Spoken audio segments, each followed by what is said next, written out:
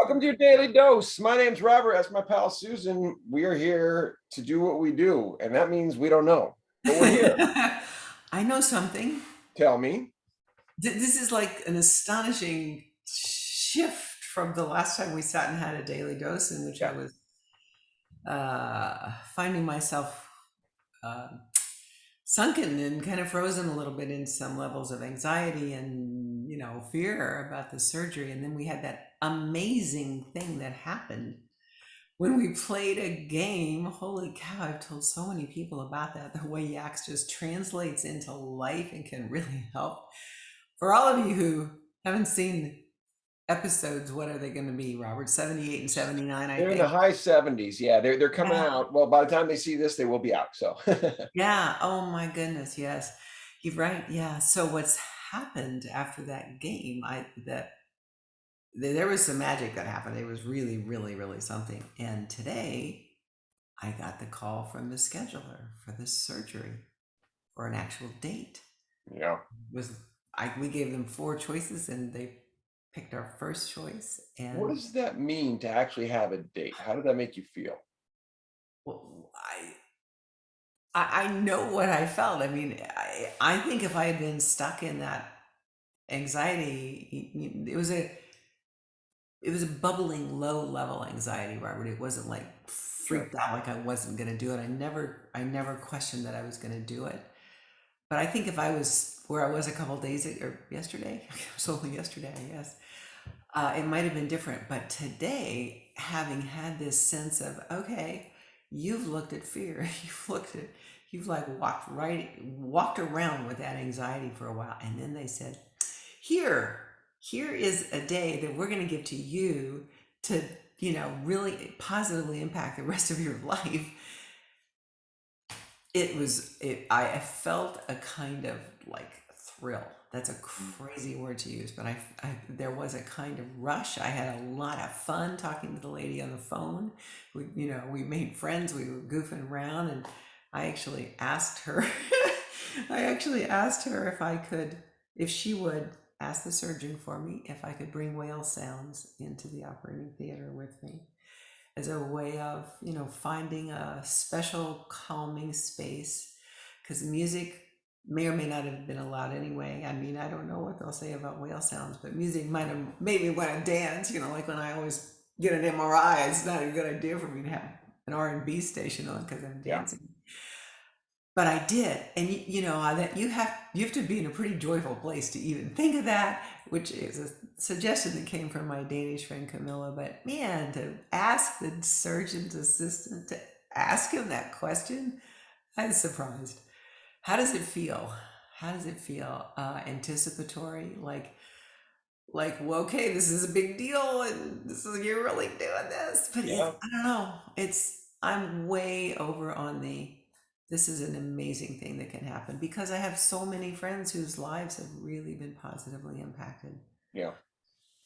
And I've That's been doing my homework. I've been calling them and asking them, and learning little tricks and tips and stuff to make it the best. And Yeah, I love that you're doing that. And I know we mentioned that before, but I mean, because that was the question was, what do you do? And we know where the doctors go, and they're doing their job, which is to give you the clinical version of that. And unless you have a specific doctor, and some people would say, what about a therapist? And it's like, that's fine.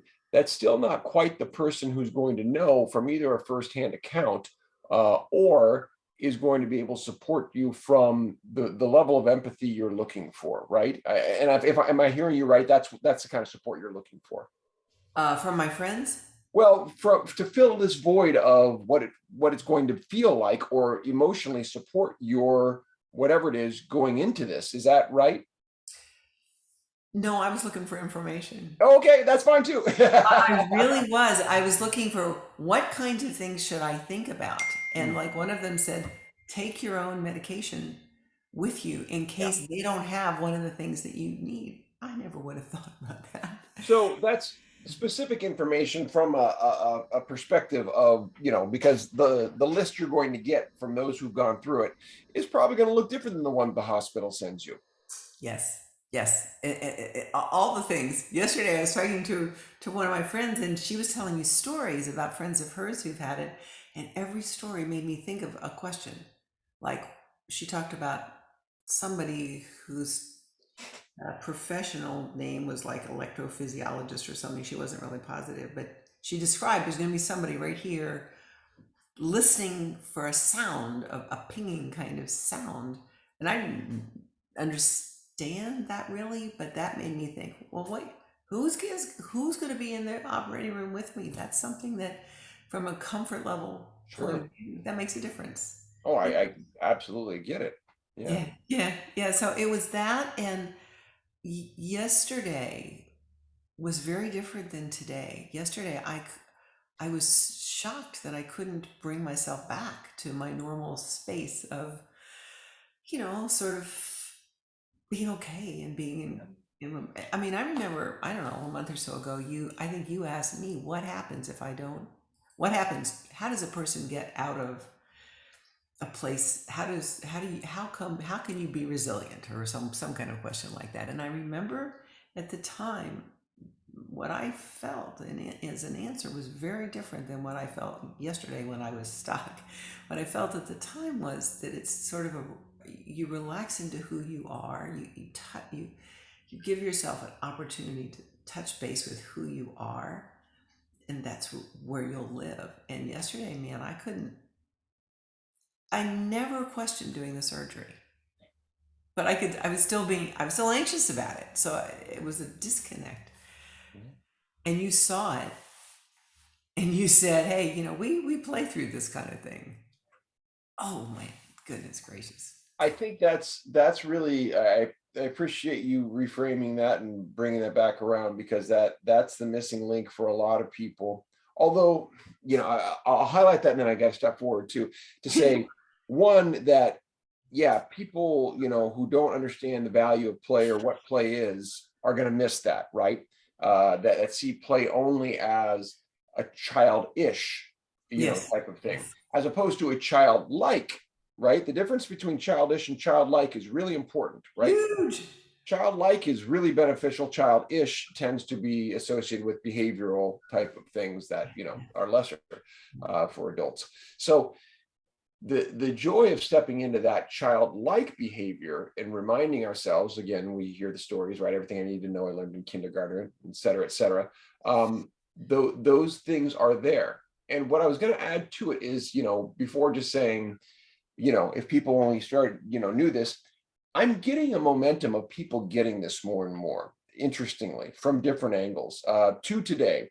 One, a guy who emailed me out of the blue with a novel golf program for people with Parkinson's specifically, taught online. And he didn't know who I was. I was on some list or something, and I reached out to him immediately. He heard about this and he goes, "Are you freaking kidding me? This sounds amazing." And so he got it, and he actually had a little improv background. He's like, "Are you talking? Is that what you mean by improv?" I'm like, "Yeah." So he loved it, and that was great. So, and then the second one was the author of the book I mentioned to you. I've got it around somewhere. But anyway, trying to get a hold of him because to get my dad and I to run in the Disney Marathon, and his And the name is courage to, isn't it something about yep, courage? that's right, and it's sitting right by me, but I don't know where. At any rate, his David Cordani, of course, is the Cigna executive CEO, whom I know, um, but haven't connected with in 15, 16 years, and still trying to reach him. But the co-author is a guy named Dick Traum, Dr. Dick Traum, as it turns out, an amputee from the mid-60s, who is the first recorded person to have run a marathon as an amputee, and has founded this Achilles International group, which has a tremendous following. People all the way up to President Clinton have run with him. And, through this roundabout means, he got back to me today and he said, "Hey, we're cut from the same DNA." And, he started asking me about, what do you think about this, that, and the other? And it's like, wow, okay. So Wow. we'll see where this stuff leads. The good news being, and you mentioned another friend of ours, Heather Kennedy, who is doing wonderful things, of course.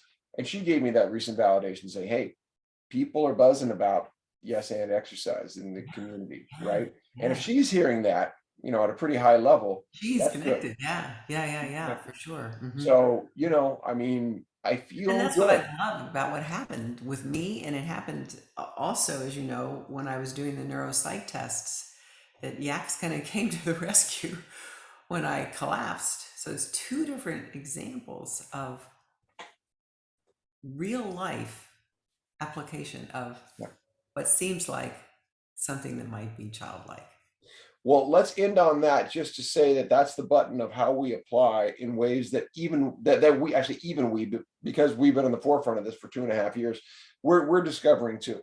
And we'll only know as we continue to play the opportunity and applicability of these things we're doing. And so to that end, I say let's keep playing. Let's keep playing. Love